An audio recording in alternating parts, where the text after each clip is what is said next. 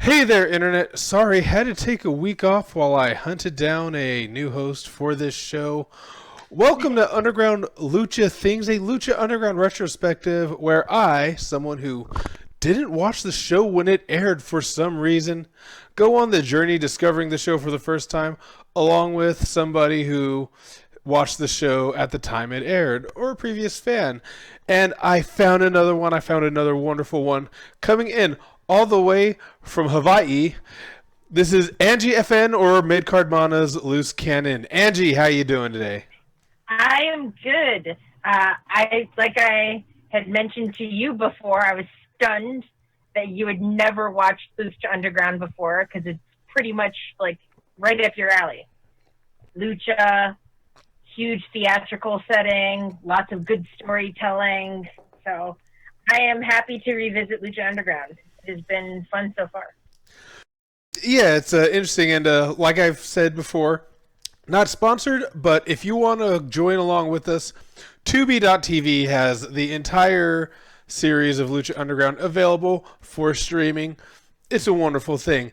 And today we're talking about episode 5, Boyle Heights Street Fight.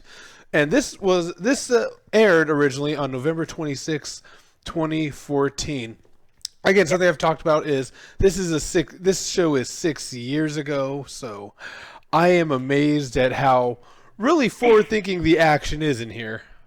It's so weird to think about the fact that it's been 6 years since the first season of Lucha Underground aired. It feels like it hasn't been that long ago, actually. And especially looking at the talent that you're watching in Lucha Underground, especially in this first season or these first couple of episodes, and seeing where they're at now or where there have been recently. I know right now there isn't a whole lot of wrestling going on as far as the smaller promotions or in the indie scene, but seeing a lot of these wrestlers that have become more or less household names today back in Lucha Underground, it's definitely a really cool experience to remember their experiences before. Yeah, and like I said, for me, a lot of this I'm experiencing for the first time. So we have another Conan and Dario opening, and we've talked before how the lighting is amazing in Dario's office. Suddenly it's a telenovela when they get back there. And, oh God, it's so theatrical. I love it. And for most of the episodes, I've noticed right in the beginning, they just have a lot of flashbacks to the very first meeting that Dario had with Conan. And it just always goes back, I should say, to the $100,000 and the sort of friendship / rivalry of Prince Puma and Johnny Mundo. Yeah, and speaking of Prince Puma, Conan is upset about the attack on Prince Puma and asks for a match between Ryck and Puma. But Big Ryck versus Prince Puma. Yes, but not in a regular match. No. This is going to be a street fight. A Boyle Heights street fight, which...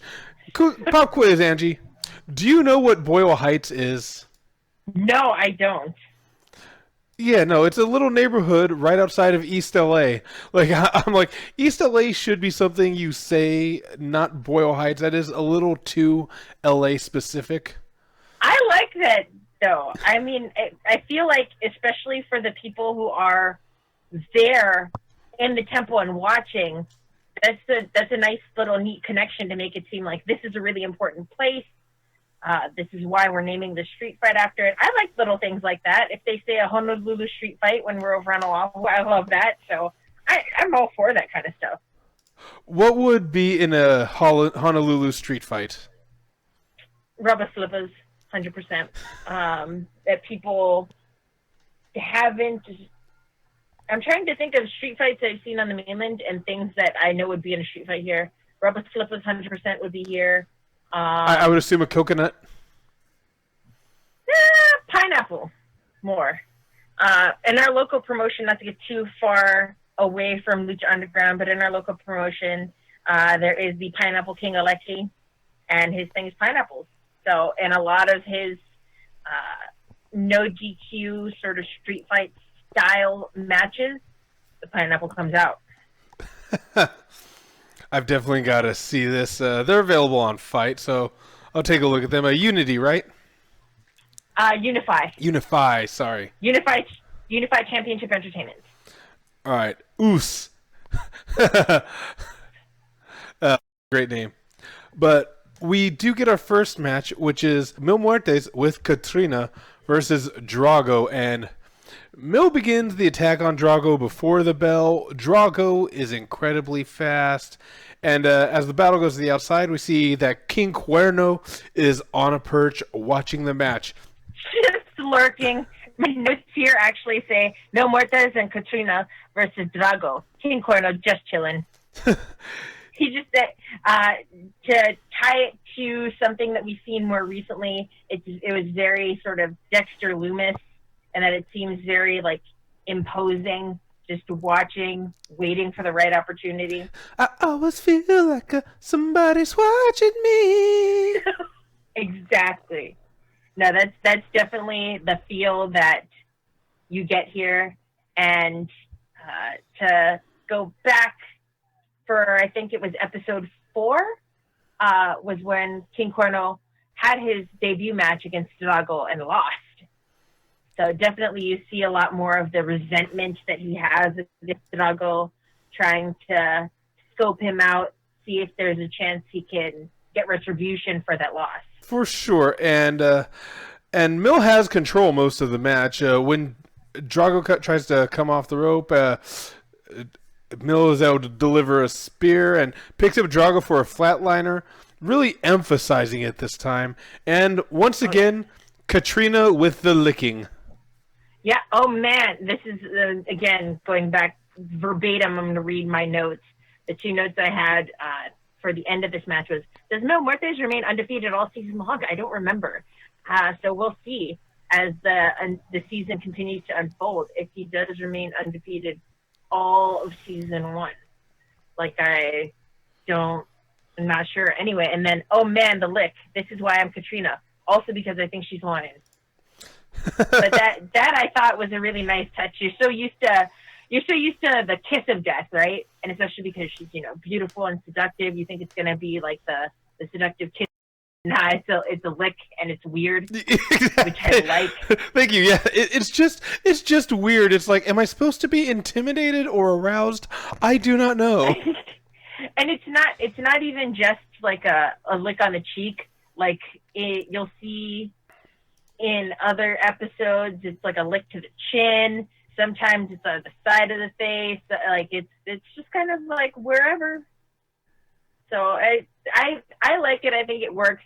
I think it both emphasizes her sort of dark seductiveness and also her weirdness. So I thought it was great.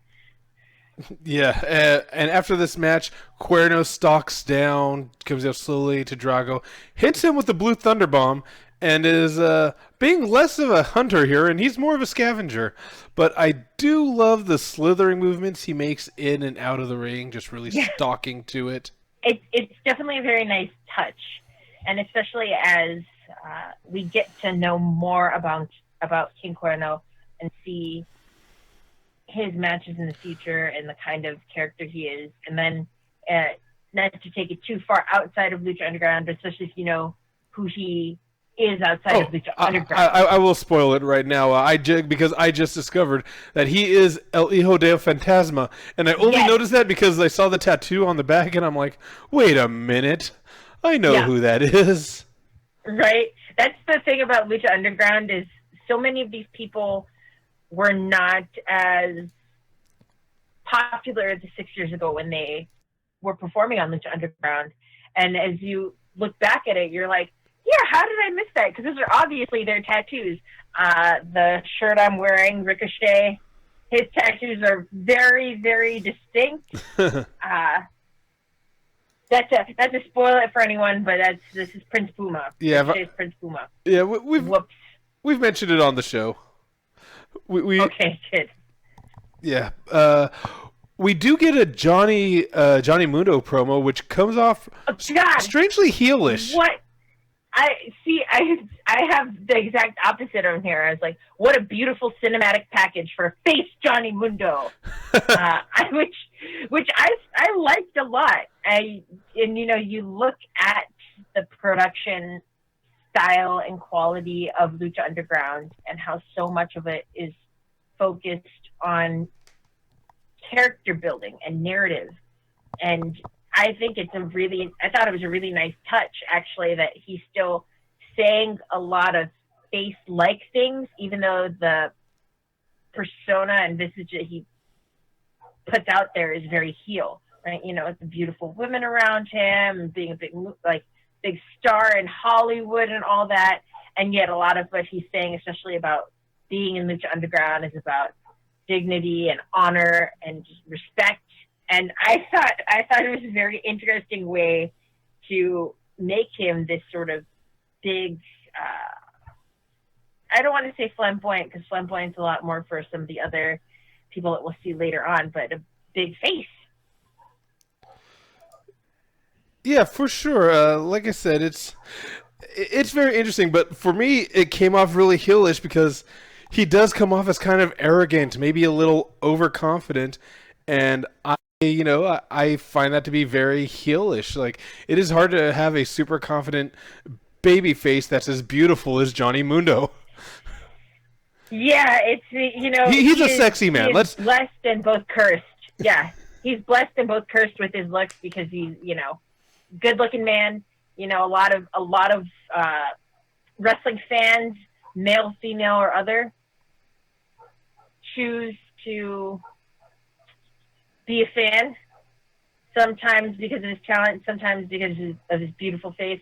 I know with my mom and my auntie, it's a lot more about the beautiful face than it is about his talent, which is fine. But he's sometimes too handsome to be a face. Yeah. You look at him and you're just like, hey, gosh darn good looking, but you're gonna mess me up, and I'm gonna enjoy every moment of it. Exactly. Look, he's just a sexy boy. Sexy boy. But yeah, one thing is, it is also incredibly well shot. I think these would serve as great interstitials to just be advertising for the show. Honestly. Yeah, I don't remember if they did some of that kind of stuff while they were on the El Rey network. I do not remember the promos they had as far as TV commercials or advertising. But yeah, that's one thing I was wondering. That would have been great. That definitely would have hooked a lot of people. Yeah, because that's one thing I asked Brittany, and she couldn't remember either. Because the way they shoot it and show it in the show, it's like, find this person. Oh, they on Lucha Underground, and I'm like, oh, that'd have been great. I think it'd have worked wonderfully. When we come back, we have a Cueto meeting with Catrina and Muertes in an alley, which is somehow lit better than the locker room. like the alley outside has better lighting than half the temple. I saw the street lights and the floodlights for safety in the alley. That's what it is. That's what it is. I'll bet you anything. That's the story, and we're sticking to it. Oh man, but yeah, when we're out there, we see that Catrina alludes that Dario's darkness can't be locked away forever, and I'm getting some serious foreshadowing vibes as he grabs that key of his. We haven't been told why this key is important, but we are definitely heavily implied that yes, this key is important. It's something.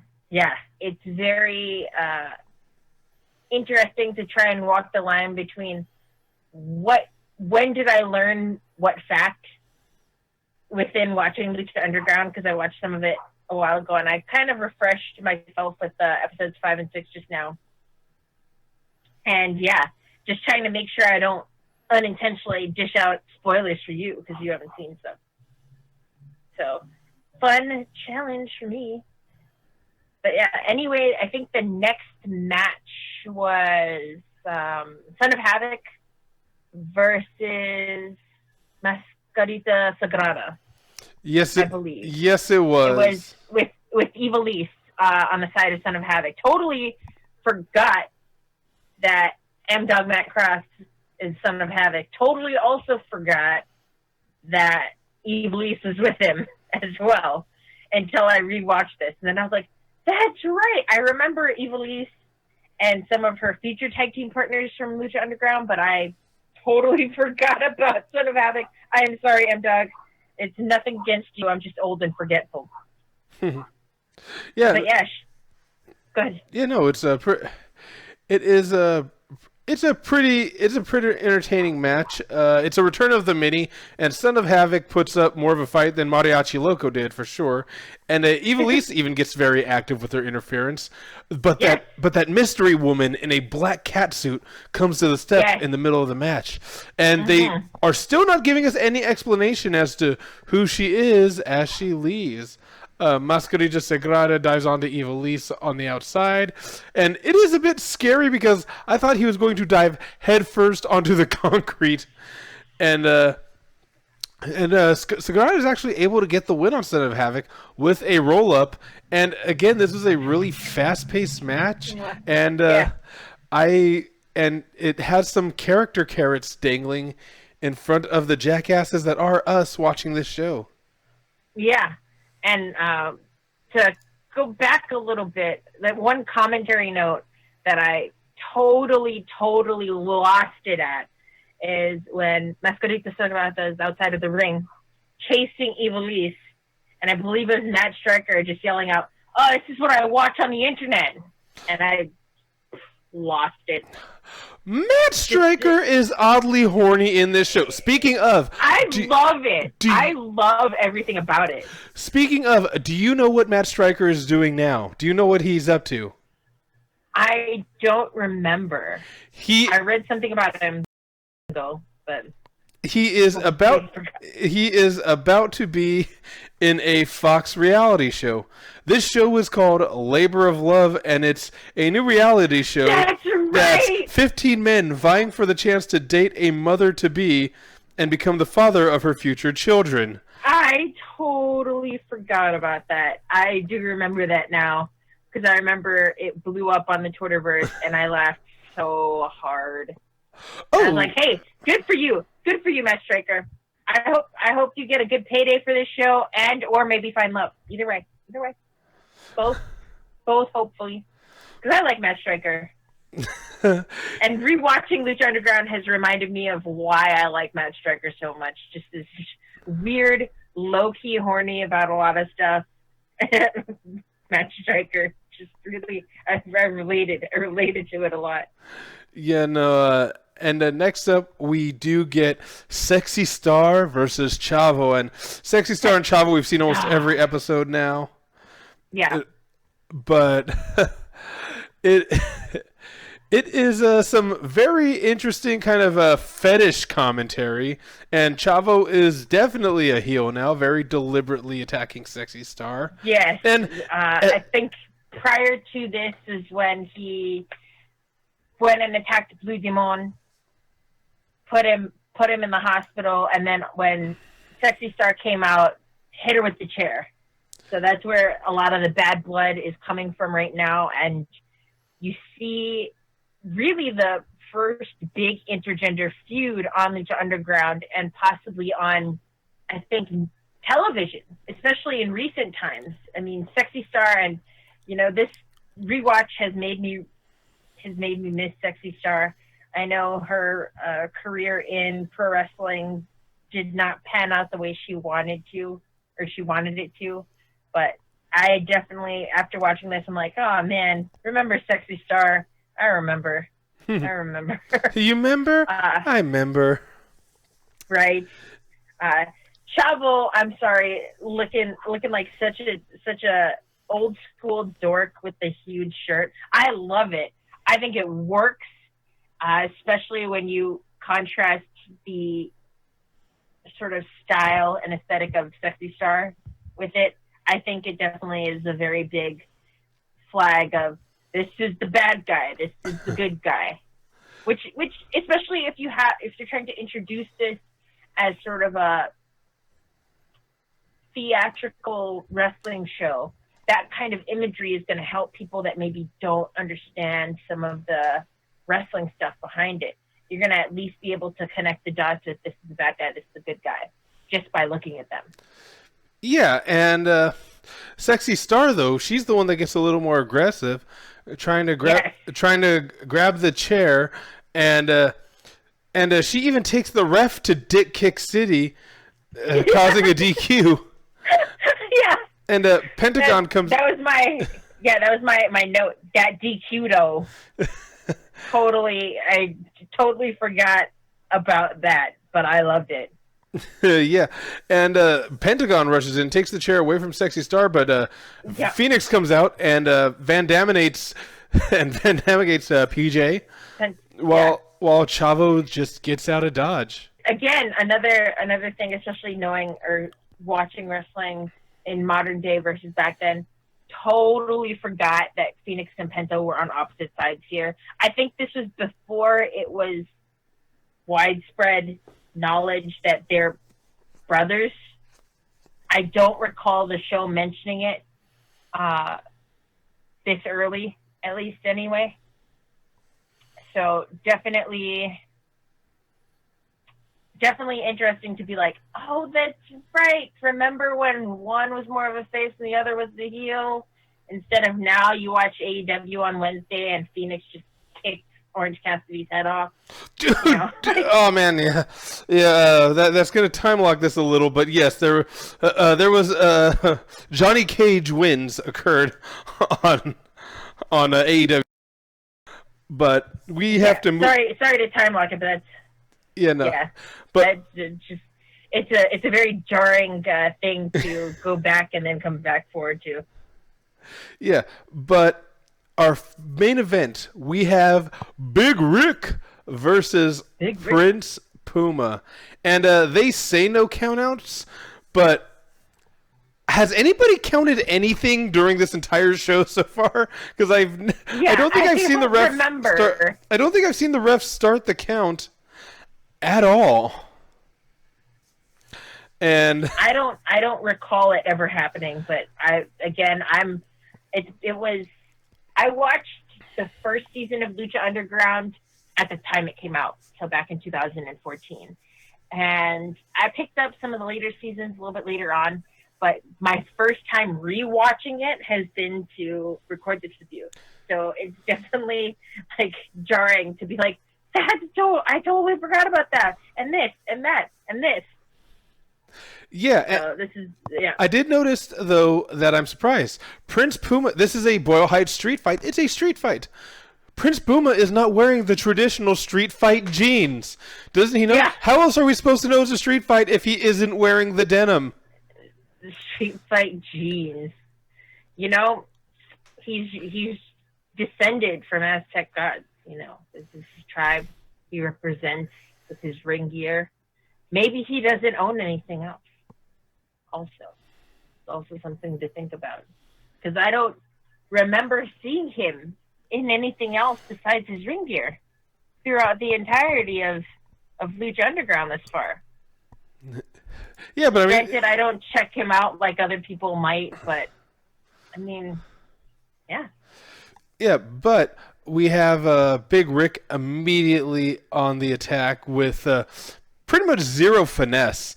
It's pretty late in the match when the weapons. Big Ryck. It's like it's cool because I was taking part in a seminar with him lately. He did a free seminar while we're all in quarantine. Great guy, Rickland Stevens. He had Brick House Pro out there in Northern California. He's taught a lot of guys, and he was talking about working as a big guy. He's like, you're a big guy. It's like it's not their job to make you look big. It's your job to make you look big. And yeah. And he just goes out there and he's a brawly boy. He is just a fighter. It's pretty late in the match when weapons actually start being brought in, and I appreciate that the trash can. I forgot. And I appreciate that the trash can they brought in actually had trash in it that they had to empty out first. That was a nice touch. Yeah, it's fun. It's the little details like that truly make the experience come together. Well, and it makes it feel real, like this is an actual fight, It's not just an empty trash can that you planted there. It's an actual trash can that you're using because you're improvising this like a street fight would happen. So yeah, kind of repeating a lot of the same things that you had already brought up. You know, weapons definitely came in a lot later than I expected in this match, especially because Big Ryck's style. He's been presented as having this style of being like some fighter that just came in from the street, and the whole sort of framing of a lot of the people that are introduced into Lucha Underground is that we were looking for the best fighters. We didn't say just professional wrestlers or luchadors. We're looking for anyone who thinks they could come in and step toe to toe. So I really like seeing that difference in style and seeing that it's not just, you know, people who can do the aerial stuff or people who are storied in luchador or lucha libre or have any sort of specific Aztec legacy to protect, to go back to Prince Puma. I like that you see, especially in Big Ryck with Castro and Cisco. Castro and Cisco. I'm tongue-tied. And their sort of style of basically really making it like a fight you would see on the street, which of course lends itself perfectly to the street fight. Although the one thing that made me cringe is once the kendo stick came into play and he grabbed the other side with his bare hands, I just cringed. I was like, ugh, my hands hurt for you, because I know how when you get whooped with bamboo, that stuff will leave them cut marks. Yeah, I mean, Cisco and Castro are getting hit with the kendo stick just fine, but yeah, once Big Ryck apparently is impervious to the kendo stick. I know. And I love it. It just makes him. It solidifies that he's a tough badass. You know, doesn't even cringe, nothing. He just handles it. Cortez and Cisco, they hold Prince Puma upside down, basically crucifying him on the bottom of a ladder. Right.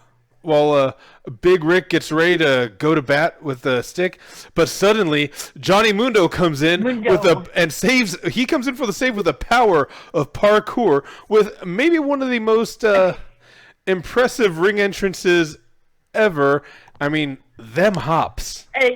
Yeah, that looked incredible, and really played to his strengths of being very aerial based, being very not only graceful but terrifying in the air. And then there's Mundo with his gaudy 2000s Jinko jeans, ready for the street fight. Yeah, which I loved. I love his aesthetic in Lucha Underground. It's pretty much the same as everywhere else, but just how it's shot just makes it seem just so much bigger. for sure. And he's able to clean house. He gets to take down Big Ryck with a chair, but he hits Puma instead and ends up getting a shatter machine. And all three put Prince Puma through a table, and Big Ryck gets the win. And it looks like Cisco's bleeding from the eye, and the show ends with like Johnny, like just checking on Puma. Again, bleeding, yeah, touching upon their relationship of, are they friends? Are they on the same side? Are they rivals? Because they started off as competing for the $100,000, and I really like how it makes it very. It teases a lot more of a friendship between them, because you need faces, and the Lucha Underground at this juncture they're running thin on faces, really solid faces. So running thin, they're not pretty much non-existent in this case. Hey, Sexy Star. Yeah, Sexy Star is definitely a face. Yeah, that's undeniable. Even if she gets DQ'd. Yeah, it definitely, this is a heel heavy aesthetic. At least we'll see how it goes, but this is dark, gritty wrestling. But as far as this episode goes, you know, what'd you think of it? Good Lucha things, bad Lucha things. How did it sit with you? I'm like the least critical person when it comes to professional wrestling. I try to find something I like in anything. Even some shows that perhaps might not be as popular with other people, but I thought this was pretty solid. I mean, as far as matches go, plus I love Mil Muertes. Mil Muertes was my favorite pretty much instantly when I first watched Lucha Underground, and it never really went away. I thought he was just really interesting as far as wrestler, him and his pajama pants that he wrestles in. So anytime I get to see Mil Muertes be a badass, it's a good episode for me. Getting to remember Sexy Star being the sort of feel-good chick face, getting to watch the mysterious, I have in my notes spoilers, so I'm not going to read them aloud, but getting to be reintroduced to this mysterious female that comes out in the middle of the Son of Havoc match. So this was a fun time for me. And, I love Penta, so just all aces for me. Would rewatch. Did rewatch, in fact, so it's good.